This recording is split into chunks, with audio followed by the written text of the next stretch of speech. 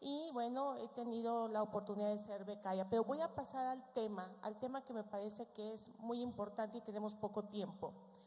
El tema es cómo debe ser el político de hoy en democracia. Bueno, yo quiero decir que para mí debe ser alguien con principios, alguien que demuestre agudeza, sentido de la anticipación y adaptabilidad, empático con la gente y formado sin duda alguna. Aquí se ha hablado de la formación que debemos de tener los políticos.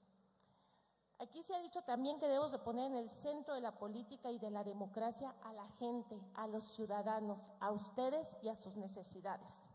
Entonces, me voy a permitir exponer mi experiencia personal en los últimos años en estos temas. En Dolores Hidalgo, Guanajuato, que por cierto es la cuna de la independencia nacional, existió una caja de ahorro que se llama Progresa y en el 2010, en septiembre, su director es presa por el delito de crimen organizado y lavado de dinero, tema que ayer tratamos y que sabemos que es una amenaza para la democracia. ¿Quiénes son las gentes afectadas de Caja Progresa? Si me pueden poner la otra. Pues el 80% son mujeres de la tercera edad con bajo o nulo nivel de estudios y que su dinero era de sus familiares migrantes o que provenían de su actividad agrícola y comercial. Giovanni dijo ayer varias veces, y lo reafirmaron otros ponentes, que las mujeres somos un tema importante en la política. También Graciela Romer comentó que la gente está sintiendo ahora miedo, se está sintiendo vulnerable y se está sintiendo excluida. Y esta gente, en el momento en que esta mujer entra a la cárcel por crimen organizado y lavado de dinero y quiebra esta caja, la gente empieza a tener el miedo de perder su patrimonio, miedo de no poder acceder a la justicia y a que esta persona pudiera tomar represalias en su contra si es que la demandaban. También aquí se habló de la pobreza y de la desigualdad que erosiona la ciudadanía y por ende a la democracia. El doctor Edgardo Boscaglia nos dijo que se necesita tener la cultura de la legalidad para la democracia. Y Alberto nos dijo de la importancia de la educación y la formación del ciudadano. Pues bien, al ver que nadie en Dolores Hidalgo, fíjense, en Dolores Hidalgo en ese momento teníamos 2 diputados locales de Dolores Hidalgo, pero todos los diputados federales, todos los senadores y el gobernador no quisieron o no pudieron ver este problema social y económico. Quisiera, ¿cómo se le hace aquí para la otra ponencia? Porque, En el tiempo, esta directora sale de la cárcel y de manera cínica y autoritaria convoca a la gente y les dice, bueno, pues yo salí de la cárcel porque le pagué 6 millones de pesos al juez y 6 millones de pesos al gobernador para que me dejaran salir. Obviamente esto tuvo un efecto en la gente de decir, esta mujer está con el apoyo político, está con el crimen organizado, ¿qué podremos hacer nosotros los ciudadanos contra esto? Y además ella dice que ella financiaba las campañas del PAN y del PRI en el estado de Guanajuato. Nuevamente, en la ciudadanía había el miedo, la vulnerabilidad, y la gente se echaba para atrás. Después de 4 años y al ver que nadie asumía este problema y que en Dolores Hidalgo se cayó la economía y la cultura de la legalidad no existía, decido tomar este tema, tomar este problema en mis manos. Reúno a los afectados, los escucho, porque aquí también se dijo que hay que escuchar a los ciudadanos, buscar soluciones y organizarnos, porque también los ciudadanos tenemos que hacer una sociedad integral organizada. Buscamos ser recibidos por diversos actores políticos y nada.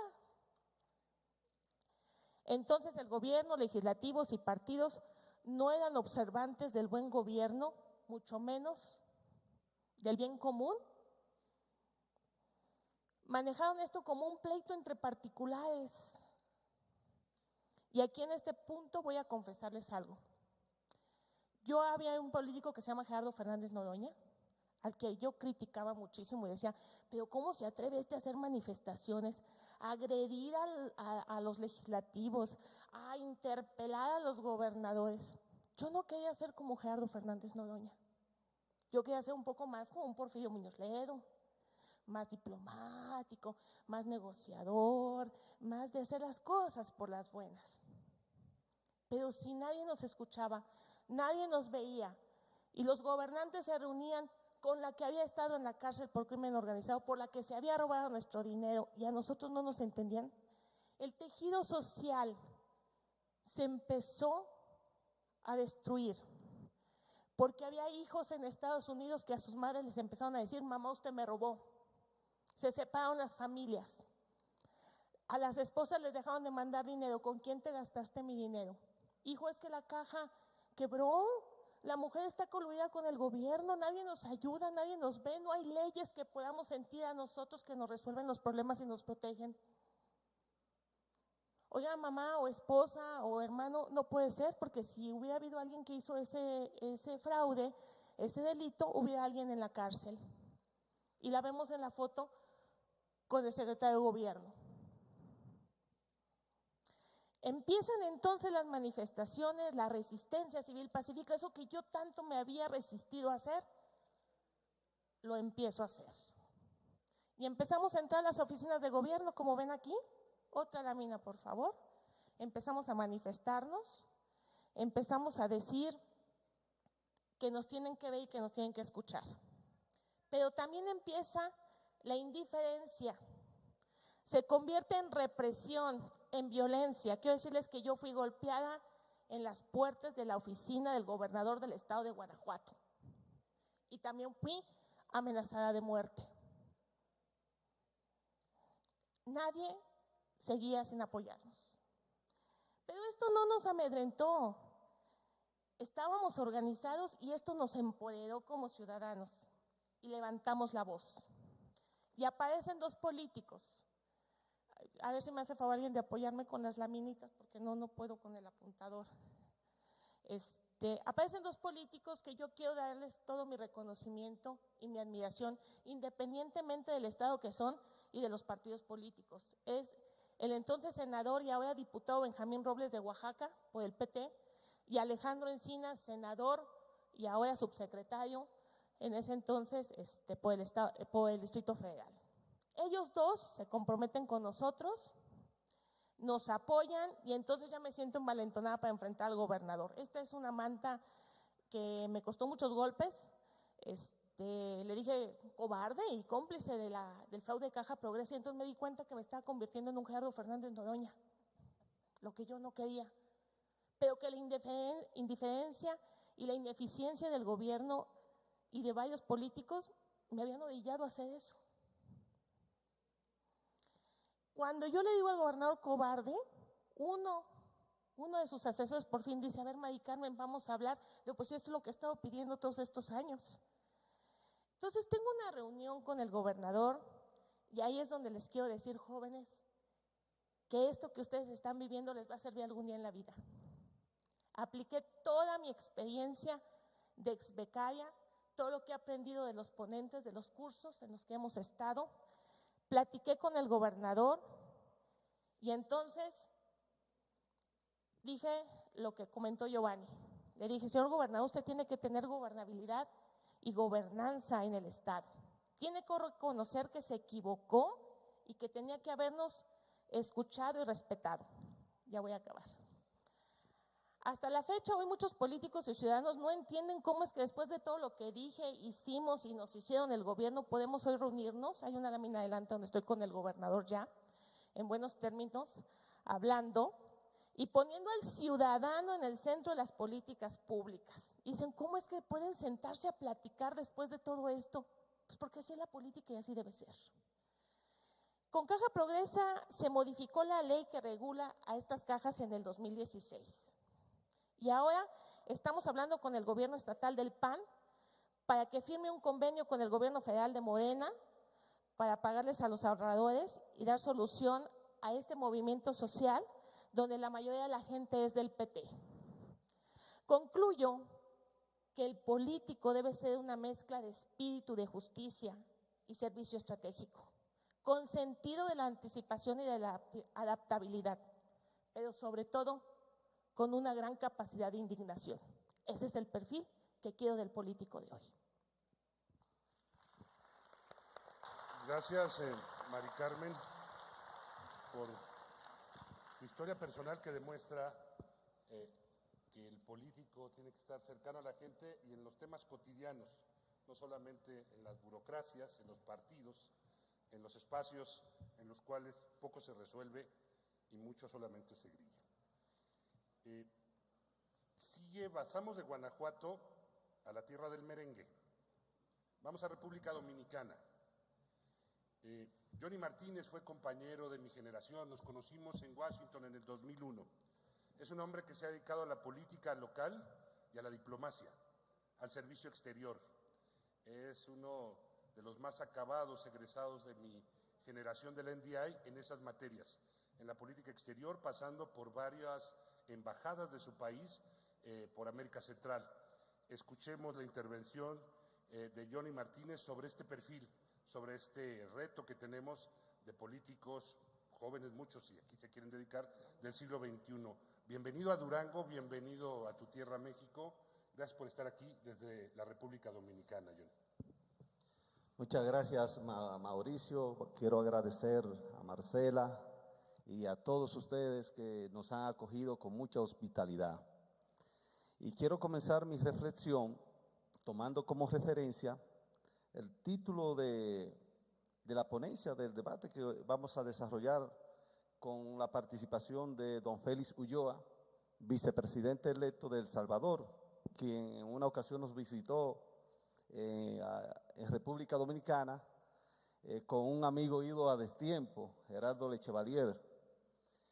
El título dice: el perfil del político ideal el perfil del político ideal. Si hiciéramos una encuesta con todos los que están presentes en este salón y le hiciéramos la pregunta, ¿cuál es el político ideal para ello?, vamos a tener muchas respuestas diferentes. Unos nos dirán que debe ser honrado, otros nos dirán que debe ser preparado, otros nos dirán que debe ser transparente. Pero la verdad es que el político ideal no existe. Como no existe en la mentalidad de las chicas adolescentes el príncipe azul o el hombre ideal. Lo que sí existe es, y es lo que le debemos reclamar a cada líder político, es el compromiso.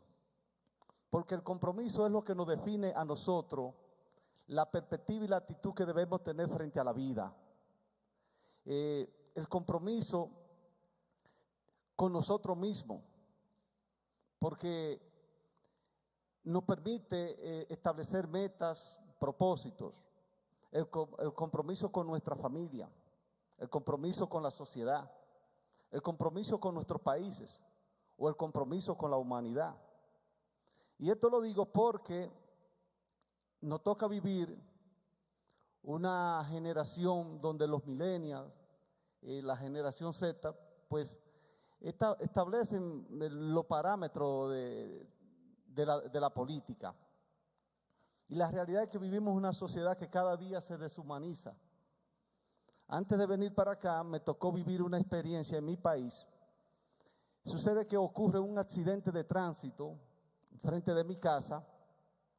Muchos nos detuvimos a auxiliar a la persona que estaba dentro del auto herida, pero una buena parte, en vez de acudir en solidaridad a la persona que se accidentó, otros comienzan con sus teléfonos a grabar la escena y subirla a las redes sociales. Quizá eso no estaría tan mal. La cuestión es que hubo otra persona que, intentando, que nos vendió la idea de que estaba solidarizándose con el accidentado, pues resulta que terminó sustrayéndole sus bienes, robándole su dinero. Y eso pasa donde quiera. ¿Por qué? Porque la sociedad se está deshumanizando. Y yo pienso que debemos retomar como políticos la vocación de la responsabilidad. El liderazgo tiene que ejercerse de manera responsable. No pretendamos ser perfectos, pero sí perfectible. Entonces, tenemos que, como jóvenes, ver esa situación. No podemos ver la política como algo ajeno, como algo odioso. Difiero con uno de los exponentes esta mañana, que cuando le hicimos la pregunta de que si la sociedad podía prescindir de los partidos políticos, él decía que ojalá desaparezcan. Yo digo todo lo contrario. En las sociedades donde los partidos políticos han entrado en crisis, la respuesta ha sido el caos. Si no hay, fijémonos en Venezuela. Entraron en crisis los partidos políticos, sobre todo los partidos políticos tradicionales, COPEI, ADECO. ¿Y cuál ha sido la respuesta de la sociedad? Lo contrario al sistema de partidos políticos es la dictadura o es el caos. Y yo pienso que eso no nos conviene a todos. Mi exhortación a los jóvenes de acá, de Durango, es que participen de la política, que se integren a los partidos políticos, que luchen por transformarlos, que luchen por derrocar o derribar o desplazar a esas élites que se han adueñado de los partidos y los manejan como si fueran empresas privadas. Los partidos son instrumentos de la sociedad. No son simplemente una estructura para tomar el poder, son estructuras para transformar la sociedad. Porque precisamente cuando los partidos se desvinculan de ese rol, entonces estamos construyendo una sociedad con falencias, con desigualdades sociales. Entonces vamos a abocarnos a participar de política, no se la dejemos a los malos, porque los buenos somos mayoría. Pienso que una vez reflexionaba con un amigo que hoy es presidente, un amigo nuestro, ¿verdad?, del ENDIA, Iván Duque. Y una vez me preguntaba a él en esa ocasión que cuál era lo ideal para un político, no el político ideal. Lo ideal para un político es siempre tener el oído en el corazón del pueblo, saber que de ese pueblo viene y que a ese pueblo debe rendirle cuenta. Por eso les exhorto a que no nos quedemos de brazos cruzados, no nos quedemos nunca sentados. Si los jóvenes de hoy no asumimos el papel que nos corresponde, siempre van a prevalecer los malos políticos y los que se improvisan en la política, porque ahora resulta que puede tener más éxito un outsider, un antipolítico. No. Y después vienen las frustraciones, los retrocesos. Yo creo que es la hora de que asumamos esto con compromiso, con solidaridad. Con esto concluyo mis palabras y muchas gracias por la acogida que nos han dado acá en Durango. Muchas gracias. Gracias a Johnny Martínez de la República Dominicana. Vamos a regresar a tierra continental y si me permites, pues yo soy más aficionado a la cumbia que al reggaetón. Entonces, vamos hacia Colombia. Colombia, desde el inicio, fue uno de los países participantes del programa de liderazgo con sus dos partidos tradicionales, el Partido Liberal y el Partido Conservador. Se ha vivido un cambio en los partidos políticos en Colombia. Quien voy a presentar ahora fue por el Partido Liberal y hoy está en un nuevo partido, en un partido verde, que es una suma de liderazgos en Colombia, del progresismo, de diferentes tendencias. Puede haber desde exguerrilleros hasta gente como ella que venía de la tradición del Partido Liberal colombiano. Hoy nos da mucho gusto tener aquí a Lucía Bastidas, quien es concejal de Bogotá, de la capital. Ella trabaja mucho política pública local, pero también con visión nacional. Podemos discutir del metro, de las ciudades. Recorrió ayer Durango viendo lo limpia que está esta capital. Y queremos escuchar de Lucía Bastidas, de una mujer que ha luchado mucho en Colombia por la democracia y hoy está en el Partido Verde, su opinión y una presentación que nos ha preparado sobre cómo debe ser el político ideal del siglo XXI. Bienvenida desde Colombia, Lucía Bastidas, NDI, segunda generación, año 2000. Bueno, hola, ¿me oyen? Buenos días a todos y a todas. Buenos días a todos y a todas. Gracias. Bueno, mi nombre es Lucía Bastidas, soy comunicadora social y politóloga, pero la principal labor que tengo en mi vida es ser madre. Madre y liderazgo, creo que eso es importante recordarlo. Nos han pedido que hablemos de cómo debe ser el político del siglo XXI en esta coyuntura, y nuestros expositores a lo largo de estos días han hablado de los riesgos que tiene la democracia en Latinoamérica y en el mundo, de populismo, varios lo repitieron todo el tiempo, de la crisis de los partidos y la necesidad que tengamos partidos fuertes para un sistema democrático.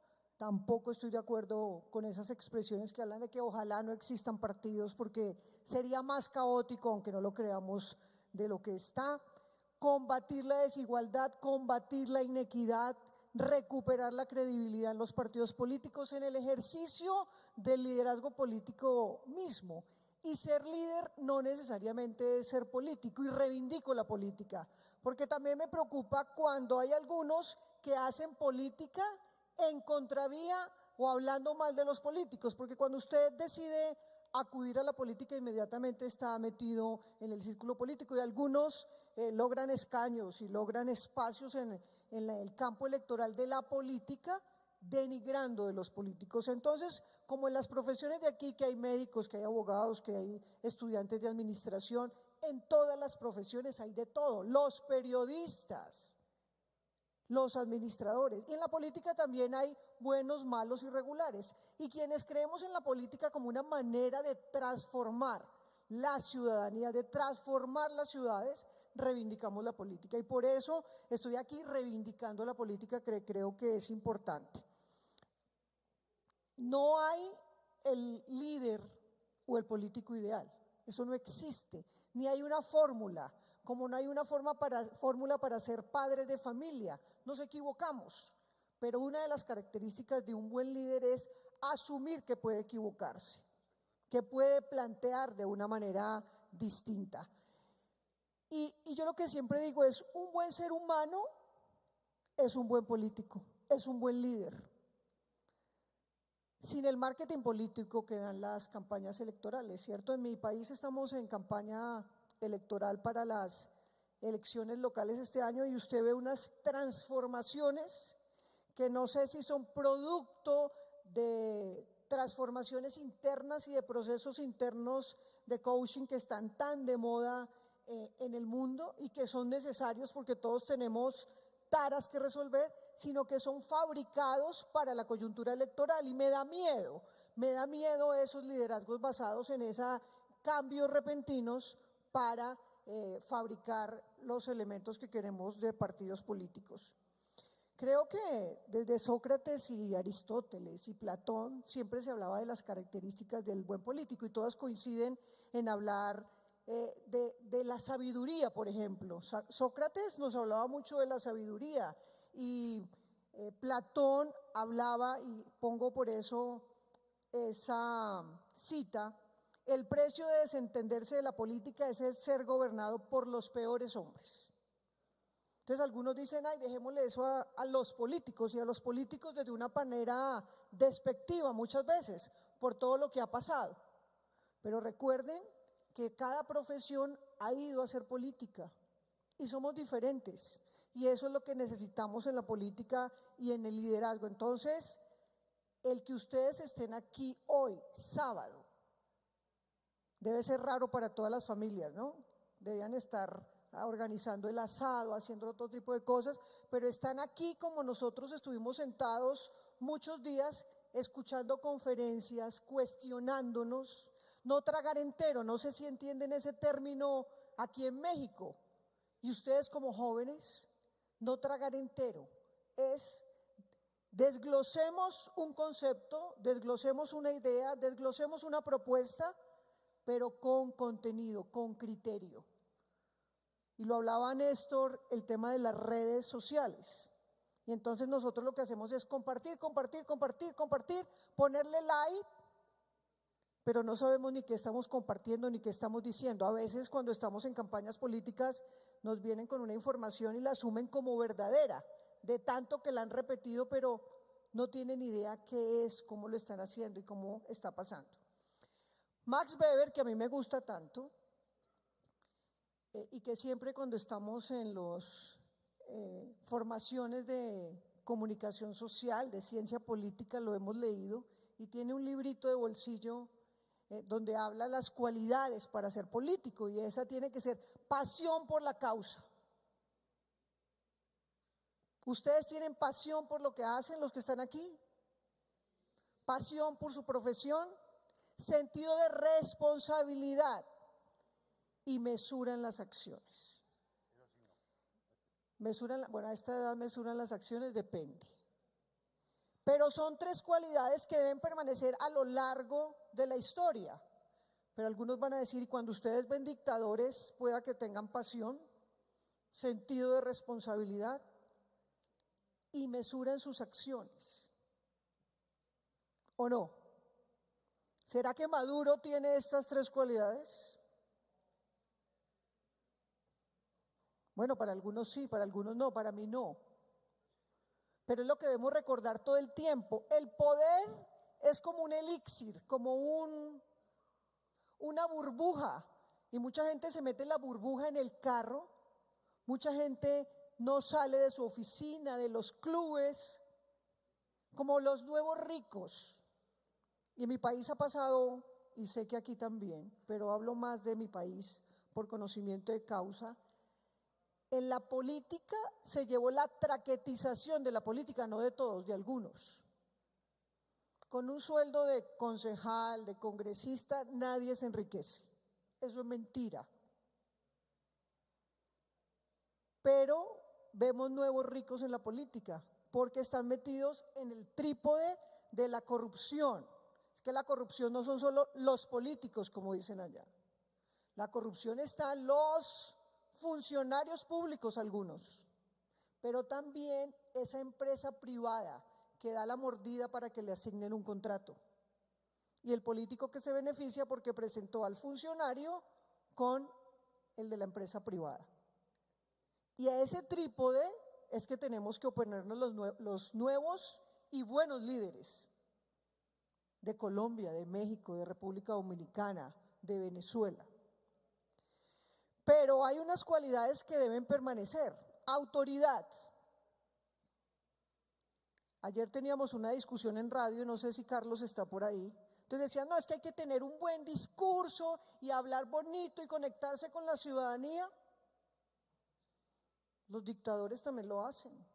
Y puede ser muy simpático y no tener autoridad y no tomar decisiones. Y a veces ser líder implica tomar decisiones que son impopulares, pero que benefician a la mayoría de los ciudadanos. Nosotros, por la democratización de la información, por la globalización, por las nuevas redes sociales, solemos ponernos expertos en todo. Entonces está el partido de la selección mexicana con la selección de Colombia y todos nos convertimos inmediatamente en técnicos de fútbol.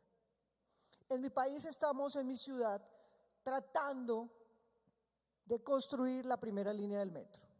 Y toda la ciudadanía, a veces mal informada, se vuelven expertos en el metro y dan razones de fake news porque debe ser el metro bajo tierra o porque debe ser elevado, sin conocimiento técnico financiero.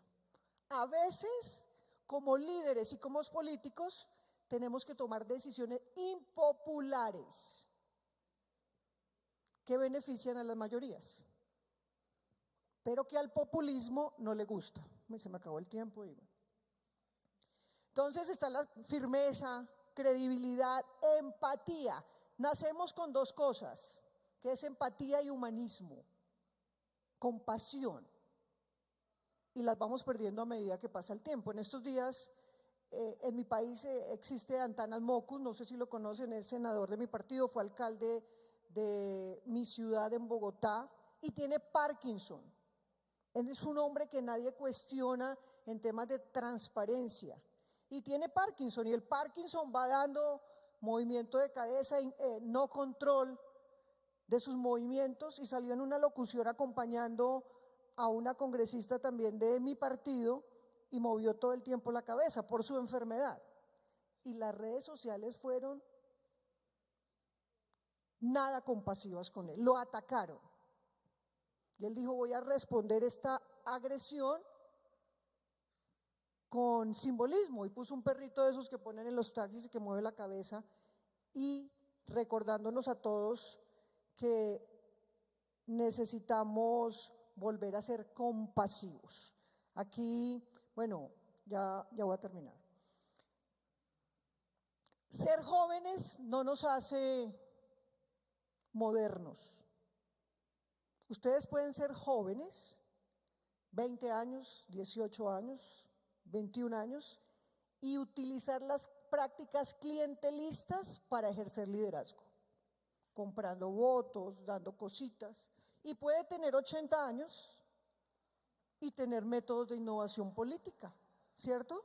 Entonces, no está en eso el tema de ser joven o no. Bueno, vimos la Obamanía, que utilizó mucho el tema de redes sociales, y hay ejemplos. Macron, cómo se conectó con la ciudadanía, cómo utilizó la participación ciudadana. Si podemos ir moviendo la presentación, y quería dejarles como para reflexión la penetración de Internet, 4 billones de usuarios que tenemos en el mundo, y cómo está cada una de las redes sociales, y decirles: ser líder es permanentemente, es todo el tiempo. Yo no puedo tener un rol de liderazgo en la calle y en el edificio no saludar a nadie y ser un arrogante y ser un petulante, o con la familia. Somos líderes todo el tiempo, y debemos ahora ser líderes de transformación en un momento en que lo necesita tanto nuestra ciudad, nuestro país y el mundo. Muchas gracias. Gracias a Lucía. Lo que también tenemos que comunicarles es que al término de este panel vendrá alguien que fue nuestro maestro, cómplice de muchos de nuestros proyectos en varios países, y que recientemente fue electo en este año vicepresidente de El Salvador. Ya está aquí con ustedes, está sentado viendo a sus alumnos desde hace rato, don Félix Ulloa, el vicepresidente de El Salvador, y será quien cierre este panel con el perfil de liderazgo del siglo XXI, lo que necesitamos de nuevos líderes. Esperemos, maestro, que sea, dijiste, compasivo con los alumnos. Y 80 años los de mi partido, no los míos, mija. Vamos a seguir en Colombia. Vamos a seguir en Colombia, pero ahora vamos a pasar del Partido Liberal al Partido Conservador, para que vean el diálogo que se logró. Decía Felipe González en su último libro, en Aquí quien manda, que lo vimos en un mensaje de López Obrador, del presidente recientemente, dice en ese libro que algo que le falta a la democracia es diálogo y escuchar e intercambiar opiniones hoy en día. Y quizás lo que mucho hizo el NDI es que pudiéramos conversar incluso hasta políticos al interior de nuestros países que no lo hacíamos. Por eso vamos a oír ahora a un caballero del Partido Conservador Colombiano, a Alfredo Larrota. Alfredo Larrota no es de la capital, es una provincia, nos dirá de dónde. Él fue del programa de liderazgo del 2005. Alfredo, bienvenido a Durango. Bueno, muchas gracias. Yo quiero comenzar agradeciéndole a todos ustedes, a Marcela Jiménez por haberme invitado a la ciudad de Durango, a la República de México. Quiero comenzar agradeciendo a todos los jóvenes y jovencitas, o a todos los chavos y chavas, como les dicen ustedes, o a todos los chamacos y chamacas que están aquí, de diferentes universidades y colegios. Ayer vi a muchos alumnos de Sudadera Azul. No me aprendí los nombres de los colegios ni de las universidades, porque eso poco importa en estos escenarios. Quiero agradecerle a las autoridades civiles, militares de la ciudad de Durango, del estado de Durango, al señor secretario que lo veo acá. Un fuerte aplauso para él. Muchas gracias al señor gobernador por permitirnos estar acá. A mis amigos becarios del NDA o del NDI que me antecedieron en el uso de la palabra y que todos en su medida tienen razón en todo lo que estamos exponiendo.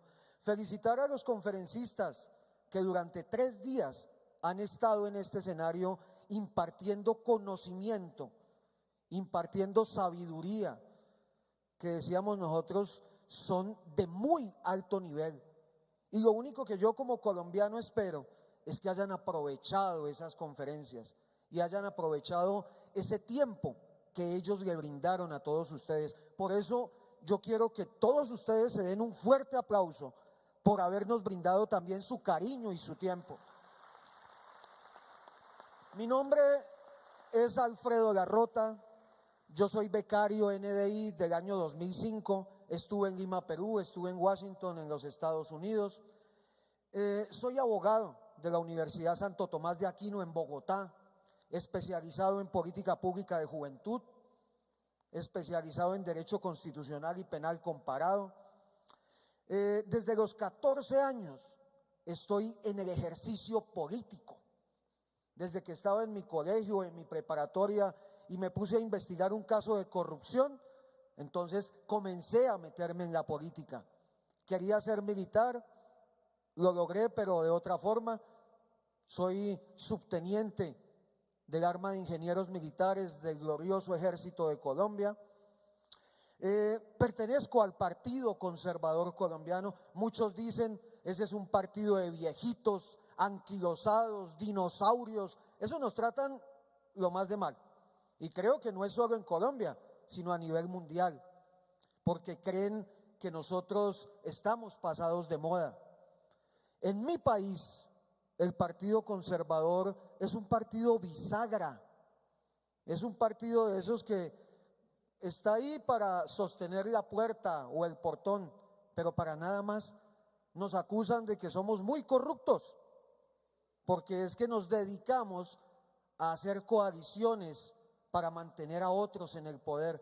Pero fíjense que a mí la vida me la cambiaron 3 cosas. La primera, ser becario del NDI, al que le agradezco mucho.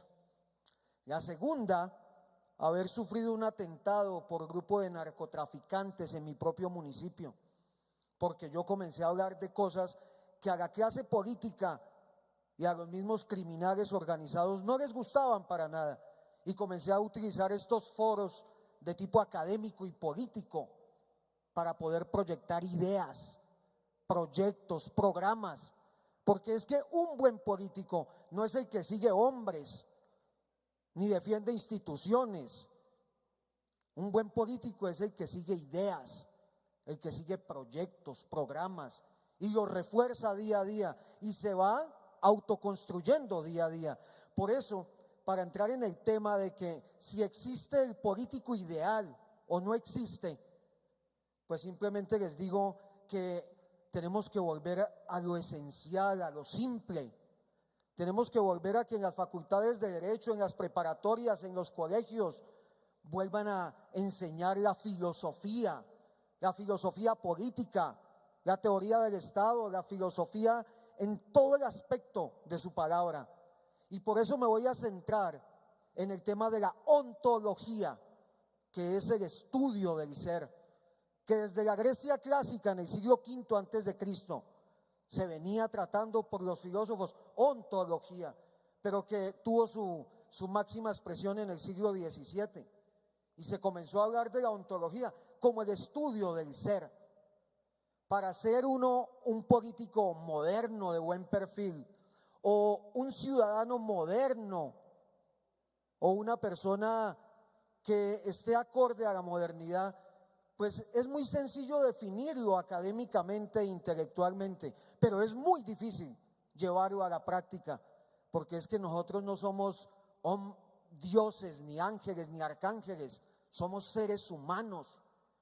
Y a la política moderna se le ha olvidado que para ejercer la política tenemos que mirarnos a la cara, face to face. Tenemos que tener como políticos modernos compromiso social. Yo nada sacaría pararme al frente de ustedes a hablarles de estos temas si no sé qué significa la pobreza en mi país, si no sé qué significa la pobreza a nivel latinoamericano y mundial, si no sé qué significan los problemas de corrupción, de clientelismo, de inequidad, de desigualdad en México, en Colombia, en Venezuela, en todas partes del mundo, porque en todos lados se cuecen habas. Eso no es solo en México ni en Colombia, eso es por todo lado. Aquí no podemos disfrazar las cosas, debemos decir las verdades. Entonces, un buen político tiene que ser transparente, pero no solo el político, sino el ciudadano, el padre de familia, todos los integrantes de una sociedad. Tenemos que ser transparentes, tenemos que dejarnos auditar. Ayer escuchaba a un conferencista que hablaba sobre los pesos y contrapesos, y hay algunas cosas en las que yo no estoy de acuerdo con él, pero lo respeto, mas no comparto su doctrina. Un político, al igual que un ciudadano, aparte de ser transparente, tiene que ser líder, tiene que ejercer un liderazgo positivo. ¿Qué saco yo con pararme aquí al frente de ustedes si no tengo ni la menor atención o mayor atención, ni tengo un impacto sobre ustedes? Si no ejerzo un liderazgo positivo, si yo no me levanto día a día y digo, es que voy a luchar para seguir adelante y voy a hacer que ellos luchen conmigo y estén al lado mío, no detrás mío. Ese es el político moderno. Ahora, el político moderno debe tener compromiso social. El político moderno debe tener ética y debe tener moral. Debe tener ética de lo público y ética de lo privado. Porque es que, déjenme decirles una cosa, aquí todos hablan de la transparencia, de la moral, de la ética, pero ¿la ponen en práctica? Ustedes como estudiantes, ¿la ponen en práctica o simplemente cuando están en un examen y el profesor se descuida, copian? O simplemente cuando les ponen un trabajo, bajan por internet y pegan, copian y pegan el trabajo y no tienen el mayor esfuerzo para salir adelante. Ahora, para terminar, yo podría aquí demorarme mucho tiempo, no solamente hablándoles de las cualidades que debe tener un político moderno, sino la sociedad civil. Nosotros no sacamos nada con que es que el político moderno debe ser así, así, así, o el político moderno en ese perfil no existe. Eso es otra discusión.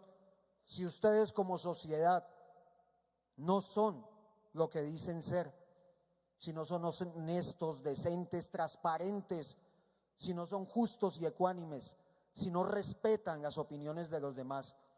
Entonces, para terminar, me quiero despedir diciéndoles que los invito a mi municipio de Chía, al departamento de Cundinamarca, a que conozcan Colombia, a que conozcan América Latina, a que utilicen su personería mental, no solamente para criticar y para ver lo malo, sino para proponer. Y ustedes más que nadie, jóvenes, que ya no son el futuro de México, ni el futuro de Colombia, ni el futuro de América Latina, sino son el ahora, el presente. Los invito a que sean proactivos, a que se capaciten, a que se culturicen, a que dejen atrás sus egos personales, que eso también lo tiene que tener un político moderno. Autocrítica, porque si yo no me sé criticar a mí mismo, no voy para ninguna parte, no voy a poder hacer camino al andar, no voy a poder ofrecer disculpas cuando cometa algún error o corregir el error cuando tenga que corregirlo. Yo les doy las gracias por su atención y les digo que me voy feliz, dichoso, no solo por haber estado acompañado por mi bebé de 3 años, que ayer ganó unas elecciones en su jardín infantil a kilómetros de distancia, no solo por estar acompañado de mi esposa, sino porque México es a Colombia lo que Colombia es al mundo. ¿Qué significa eso? Que me siento en México, en Durango, como en mi casa.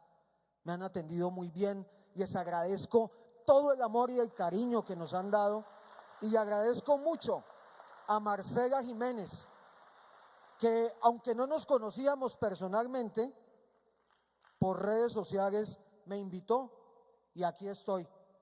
Le agradezco mucho a un grupo de estudiantes que ayer me motivaron más todavía para hablar sobre este tema en el día de hoy, que son estudiantes de ciencia política. No me acuerdo de qué universidad, pero los invito a trabajar por México y por América Latina. Muchas gracias y que Dios los bendiga. Gracias a Alfredo Larrota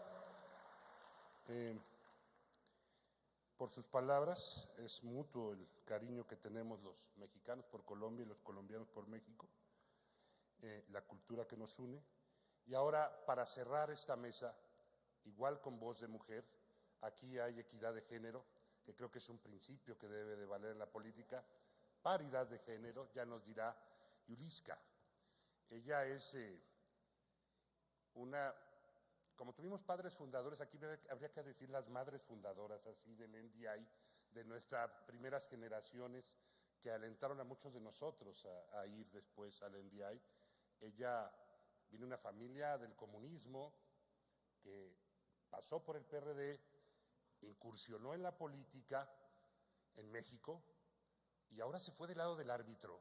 Ahora está en el órgano electoral en México trabajando como profesional que es, como estudiosa de la ciencia política y como mujer del Golfo. Es una mujer de Tamaulipas que ha trabajado en la Ciudad de México y en Zacatecas, que conoce este país. Y para cerrar esta mesa de voces de los becarios del NDI, darle la palabra con mucho cariño a Yuliska.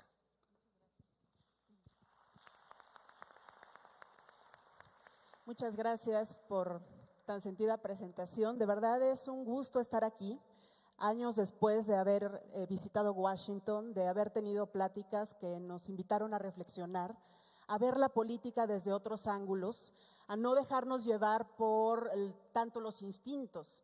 Entonces yo quiero hacer un poco eso aquí. Quiero hacer el contrapunto en esta mesa para que veamos cómo quisiéramos ver a un político desde la perspectiva del ciudadano. ¿Qué es lo que esperaríamos los ciudadanos? ¿Qué es lo que quisiéramos? ¿Qué es lo que tenemos en mente? ¿Qué es lo que esperamos cuando vemos a un político? ¿Cuál es el perfil del político ideal? Yo destacaría dos aspectos que parece que no, pero se pierden entre tantas campañas para tantos niveles de gobierno. Primero, que sean profesionales. Queremos políticos profesionales y queremos políticos auténticos. ¿A qué me refiero con políticos profesionales? Primero, que investiguen, que se preparen, que sean políticos que estén al tanto de las discusiones sobre sus temas. No queremos políticos sin intuición, o sea, la intuición es necesaria, es una cualidad en todo político. Un político que no tiene intuición, que no sabe distinguir un evento que puede complicarse o un evento que puede aprovecharse, pues mejor que se dedique a otra cosa. Pero la intuición no es necesaria, no es suficiente. También es necesaria la investigación. ¿La investigación de qué? De la ciudadanía. ¿Qué es lo que está pensando y cómo lo está pensando? Hay un relato muy común que llega este político a un pueblo y entonces está dando su mensaje y no lo conoce, no conoce al pueblo. Y dice, yo aquí les prometo que les voy a construir un puente. Dice, oiga, alguien le dice, pero pues no hay río. No importa, también les construyo el río. Entonces, ese tipo de improvisaciones ya no funcionan. La ciudadanía espera otro tipo de presencia de un político que les hable de lo que ellos están preocupados y que les dé también una visión de futuro, que a fin de cuentas también es un aliento para seguir en una sociedad. Entonces, intuición sí, pero no es suficiente. Es necesaria investigación para hacer diagnósticos. Por ejemplo, ahora en las elecciones pasadas había mucha intuición en juego, ¿no? Todo el mundo decía, es que los pobres van a votar por Andrés Manuel. Es que los que tienen menos educación van a votar por Andrés Manuel. Y a partir de esas intuiciones se hicieron algunas campañas. Y entonces teníamos memes, teníamos información, teníamos argumentos que desacreditaban a personas que no estaban muy preparadas, ¿no? Incluso hay una palabra que se acuñó que fue la de chairos o derechairos o recontrachairos, etcétera, etcétera. Y resulta que las encuestas de salida de la elección y otras previas ya nos habían anticipado que no era así, que en realidad el perfil de los votantes de cada político era diferente al que se había intuido. Entonces, por ejemplo, una encuesta de parametría lo que arrojó es que los votantes de Andrés Manuel, Andrés Manuel recibió 53% de los votos. Si nosotros organizáramos esos votos por características, digamos por características de género, por características de edad, por características de escolaridad y de ingresos, tendríamos que los grupos en los que Andrés Manuel tuvo más apoyo fueron los hombres. El 65% de los hombres dijo haber votado por Andrés Manuel. También el 63% de las personas entre 26 y 35 años, o sea, los jóvenes votaron. Y sin embargo, uno de los candidatos hizo como un eje estratégico de su campaña el tema de la tecnología, de la innovación, de hablar a los jóvenes, pero no lo hizo de una forma que fue entendida. Recuerden que la comunicación, para que sea tal, tiene que ser recibida también, no solo emitida. Entonces no logró esa segunda parte del flujo de comunicación. También se trataba de, digamos, denostar a los adversarios por una supuesta ignorancia, pero las personas con mayor educación fueron las que votaron por el actual presidente. El 65% de las personas con licenciatura o más votaron por él. Y también la persona de mayores ingresos. Entonces, si no se tiene un diagnóstico correcto, se puede estar haciendo una contracampaña contra lo que nosotros mismos queremos lograr. Si los políticos no hacen un diagnóstico correcto, no van a entablar una comunicación con su electorado, no van a entender, no van a percibir y no van a comunicar lo que es correcto. Entonces, queremos políticos que hagan investigación y que se preparen y también que se entrenen. Queremos políticos que sean capaces de dirigir un mensaje a la audiencia y motivarlos y hacerlos ver lo que hay adelante y darles una perspectiva de futuro, porque a final de cuentas eso también es la política. Queremos políticos que estén conscientes de que no basta con sus atributos personales, hay que afinarlos, hay que trabajarlos y hay que dedicarles tiempo y esfuerzo. Otra característica esencial, y ya lo mencionaba Lucía un poco antes, es que se requieren políticos auténticos. Esos que se crean de la noche a la mañana, en realidad es porque no tienen quizá un trabajo tan arraigado con la sociedad. Si es necesario crearle una imagen a un político, quiere decir que no hay sustancia. Queremos políticos que expresen la sustancia de la que están hechos. No queremos figuras, no queremos, hay películas que hablan sobre candidatos creados, no queremos eso. Queremos gente de carne y hueso que haya vivido los problemas, que tenga una idea de solución de los problemas y que sea capaz de encabezar la solución de los problemas. Entonces queremos políticos auténticos, pero también auténticos con objetivos. No queremos políticos que anden siendo ahí auténticos nada más, porque en alguna campaña nos pasó un candidato que cuando tuvimos una reunión, una charla para ver la estrategia y saliendo de la reunión, pues se fue a un antro no sé cómo se diga ahora, cuando antes era antro, Centro nocturno. centro de diversión sana, digamos, y ahí desde el antro empezó a tuitear, porque se le hizo que era muy auténtico que vieran que él estaba divirtiéndose como cualquier otra persona, ¿no? Entonces, en plena campaña hace ese tipo de comunicación y realmente fue un problema. Entonces, queremos políticos auténticos, responsables y un poco también con filtro, ¿verdad? Ahorita, últimamente, un poco más de filtro no nos vendría mal en la comunicación. ¿Qué es, digamos, el valor que se genera con esto? Con ser auténtico, la confianza.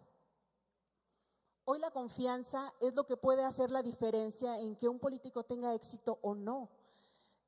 Que un político pueda resistir, preguntaban hace rato qué pasa con los ataques de las redes sociales. Bueno, si alguien logra generar un nivel de confianza sólido entre la gente, esa es su mejor protección contra fake news y contra ataques en redes sociales. Pero ¿cómo se genera la confianza? No se genera, por ejemplo, como en otro caso tuvimos otro, pero afortunadamente un adversario que de repente le dijeron que tenía que sacarse la ceja, ¿no? Y entonces le hacen sus fotos de campaña, pero con la ceja sacada. Eso fue, digamos, innecesario, por decirlo menos, y la verdad es que nos ayudó, ganamos la campaña. Pero lo que molesta, lo que genera disonancia o la no recepción del mensaje es este intento por no ser quien eres. La gente lo entiende, la gente lo percibe y lo castiga. Si no eres tú el que se está mostrando, entonces hay un castigo y una reacción en contrario. Yo les diría que la confianza es algo también que impulsa la participación. Si vamos a analizar la diferencia, la distancia, el hueco que hay entre los políticos y sus representados, también tenemos que señalar la falta de confianza que se ha estado generando, que se ha erosionado la confianza.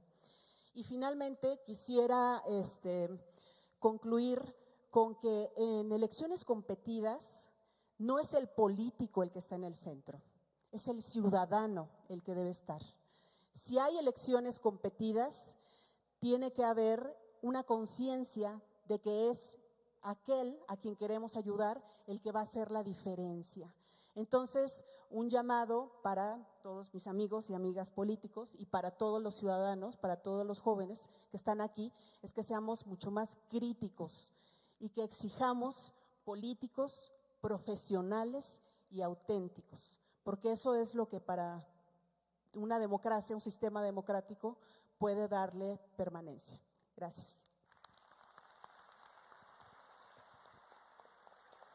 Gracias a los 5 hemos abierto las redes sociales y los chats para que pudieran hacer sus preguntas. Hay algunas de ellas. Solo quisiera también señalar este proceso de cambio en la política que nos ha llevado también a tener que adaptarnos a comunicar, que es una de las cosas que Néstor nos decía hace rato, que tiene que ser clave para los políticos y que seguramente Félix nos dirá, porque él acompañó, digamos, en la fórmula la presidencia de El Salvador al primer político youtuber, yo creo, que es completamente digital. En las campañas en El Salvador solo había un mitin o un evento público a la semana. No era como las tradicionales. La política está cambiando y los políticos tenemos que cambiar también en ese sentido. Y uno de los cambios más importantes es la comunicación. Están abiertas las redes para sus preguntas y sus comentarios. Hay aquí algunas para más para los mexicanos, porque no son para nuestros visitantes, porque piden aquí que describan en 3 palabras las señales que está dando el actual gobierno en sus 100 días, que en los cambios que están dándose en la política o en los políticos en el actual gobierno en México. Así es que si alguien de otro país quiere dar una opinión, no le vamos a aplicar el 33 y si quieren lo podrían hacer, pero sí creo que es para Mari Carmen y para Yolisca, así que viniendo ambas de la izquierda, quiero escucharlas. Bueno, creo que la pregunta es que describamos en 3 palabras, las señales que está mandando Andrés Manuel, el actual gobierno. Andrés Manuel, en lo personal, quienes lo conocemos, sabemos que en 3 palabras no se puede definir, es mucho y a veces es más complejo. Pero creo que las señales que está mandando, muchos podrán estar de acuerdo con nosotros, muchos no, es el de lo que es su eslogan, una transformación. Una transformación que para algunos puede ser buena, para otros puede ser mala, pero es el mensaje de una transformación, de que algo se está transformando en la manera de hacer política. El mensaje también que está mandando es de honestidad y de cercanía a la gente.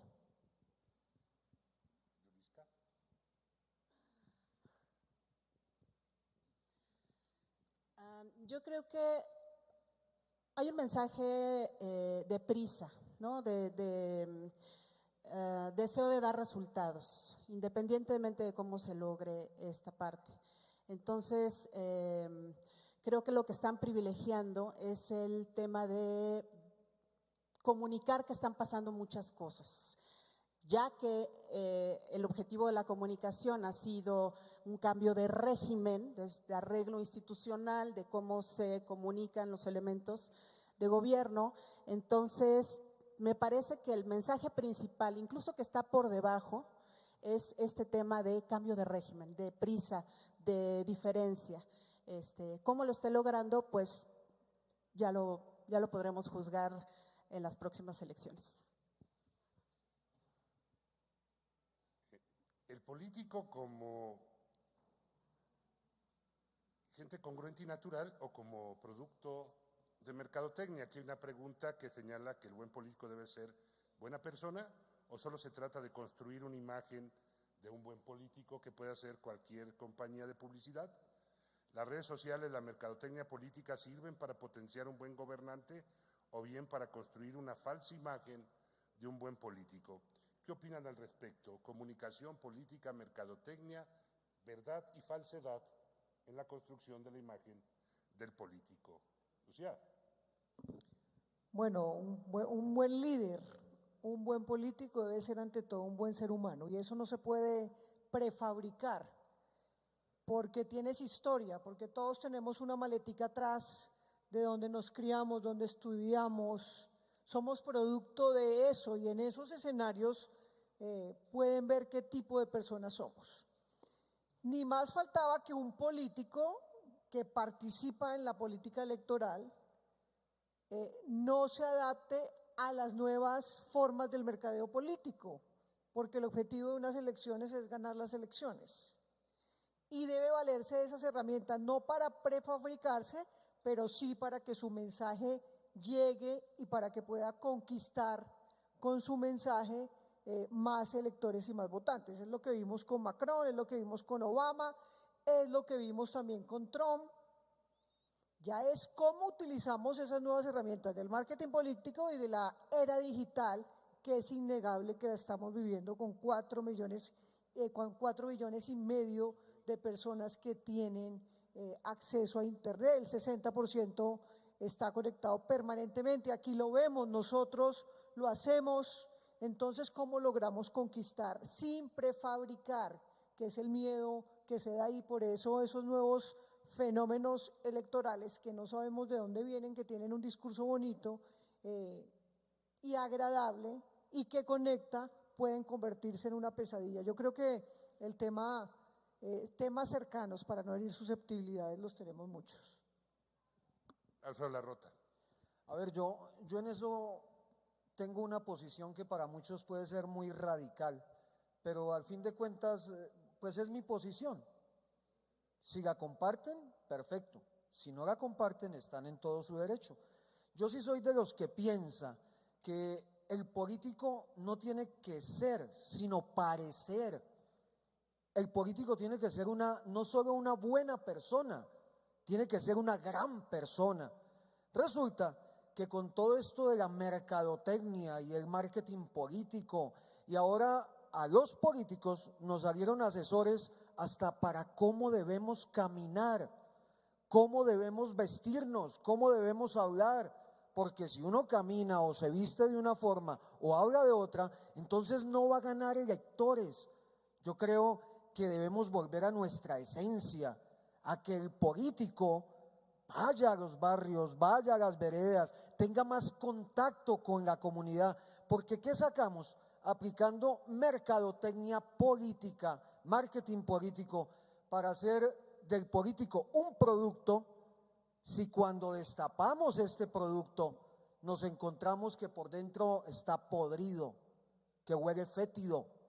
Porque es que el marketing político sirve para eso, para maquillar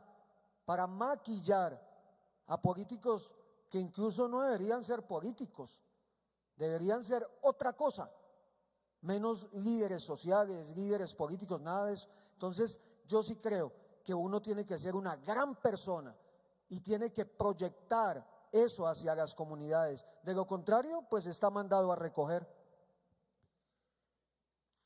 Para Johnny, y si quieres mezclas las dos cosas, porque hay preguntas que tienen que ver como ¿cómo pasa un buen político por el poder sin corromperse?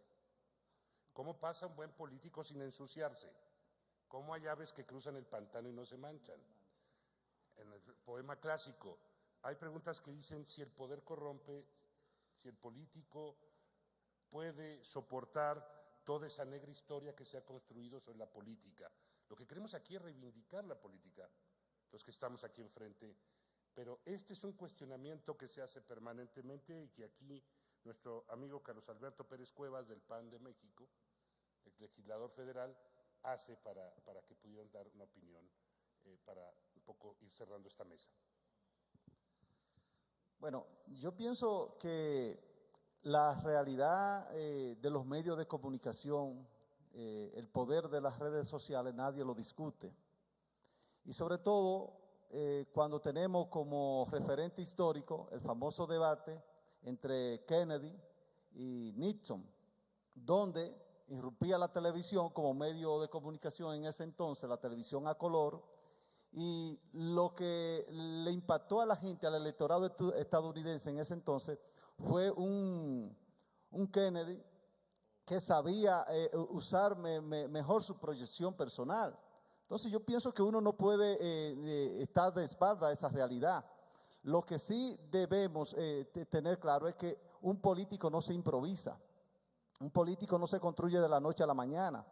Por eso es que las sociedades de hoy en día, cada vez que aparece un outsider que se hace con el poder, al poco tiempo termina la frustración. En Francia, Macron impresionó. Sin embargo, ya hoy la sociedad francesa se siente frustrada y todos vemos cómo ha emergido ese movimiento de los chalecos amarillos.